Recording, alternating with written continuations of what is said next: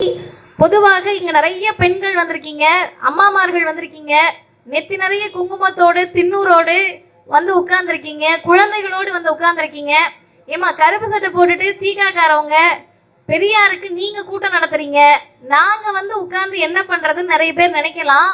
இன்னைக்கு வந்து உட்கார்ந்துருக்கீங்கல்லம்மா, ஒரு காலகட்டத்துல பொதுக்கூட்டத்துக்கு இல்ல, உங்க வீட்டுல இருக்கக்கூடிய ஒரு ஹால்ல பொதுவான இடத்தில் கூட நீங்க வந்து நிக்க முடியாது.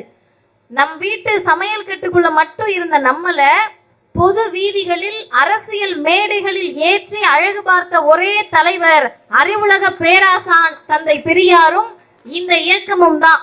அப்படி வந்து உட்கார்ந்து இருக்கக்கூடிய நீங்க எதுக்கு நாங்க பெரியாரை கொண்டாடணும்னு கேட்டா, இன்னைக்கு நிறைய பெண்கள் நிச்சயம் திருமணமானவர்களா இருப்பீங்க, குழந்தையோட வந்திருப்பீங்க.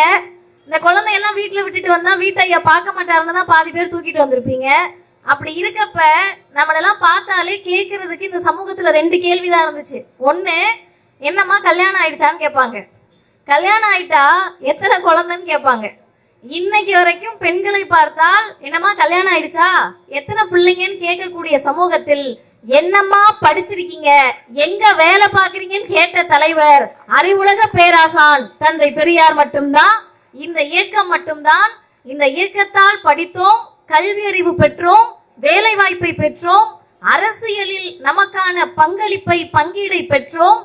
இன்றைக்கு தந்தை பெரியாருடைய 147வது பிறந்த நாளை கொண்டாடுறோம்னு சொன்னா, கம்ப்யூட்டர் இல்லாத காலகட்டத்திலும் தமிழ்நாட்டின் தலைவர் பெரியார் தான்.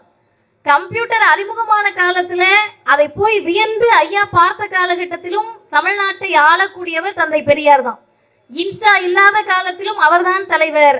இன்ஸ்டா வந்த பிறகு 2K கிட்ஸ், ஜென்சி, இன்றைக்கு ஜென் ஆல்பா வரை தந்தை பெரியார் என்ற தலைவரை கொண்டாடுகிறார்கள்னு சொன்னா, ஜாதி கட்சி வச்சு நடத்தக்கூடிய தலைவர்களால் இதை பெற்றிருக்க முடியாது. மதத்தை வைத்து அரசியல் செய்யக்கூடியவர்களுக்கு இந்த பெருமை கிடையாது.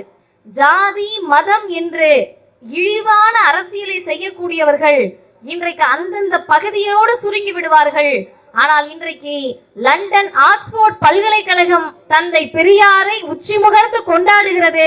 தமிழ்நாட்டின் முதலமைச்சர் அங்கு போய் ஐயாவை பற்றி பேசுகிறார்னா ஒரே காரணம், தந்தை பெரியார் என்ற தலைவர் மனுஷனா மதிக்காத, எதா இருந்தாலும் அடித்து உடைப்பேன், அது உன் கடவுளாக இருந்தாலும் சரி, சட்டமாக இருந்தாலும் சரி, எதுவாக இருந்தாலும் சரி, மனிதம் ஒன்றுதான் என்னுடைய வாழ்நாள் இலக்கு என்று போராடிய தலைவர் 1964ல திருத்துறைப்பூண்டின்ற ஊர்ல ஜாதி ஒழிப்பு மாநாட்டில் பெரியார் பேசுகிறார். தமிழர் தலைவர் ஆசிரியர் அவர்கள் அந்த செய்தியை புத்தக காதலும் என்ற அந்த நூலில் குறிப்பிட்டிருக்கிறார். அதுல ஐயா என்ன பேசுறாருன்னா, ஒரு காலத்துல கொஞ்ச நாளைக்கு முன்னாடி என் நாக்குல ஒரு புண்ணு வந்துச்சு, அந்த புண்ணுல இருந்து ரத்தம் வந்து சீல்வடி ஆரம்பிச்சிருச்சு. என்னன்னு போய் மருத்துவர்கிட்ட பாக்குறப்போ அவங்க உங்களுக்கா இந்த நோய் வரணும்னு வருத்தப்பட்டாங்க. புற்றுநோய் என்று அதை கண்டறிந்தார்கள். ஐயா வந்து எவ்வளவு தைரியமானவன்றது நமக்கு தெரியும். எப்பேற்பட்டவர்களையும் எதிர்த்தவர் பெரியார். ஜாதி ஒழிப்புக்காக சிறை சென்றவர் பெரியார். நீ யாரா வேணா இரு, எந்த கருஞ்சட்டை படை இருக்குன்னு சொல்லி ஜாதியை ஒழிப்பதற்காக எல்லா எல்லைக்கும் சென்றவர் பெரியார். அந்த தலைவர் ஒரு சமயம் நான் தற்கொலை செய்து கொள்ளலாம் என்று நினைத்தேன்னு இந்த சம்பவத்தில் சொல்றாரு. ஏன் அவருக்கு உயிரை பற்றி பயமா, மரணத்தை பற்றி பயமான்னு கேட்டா கிடையாது.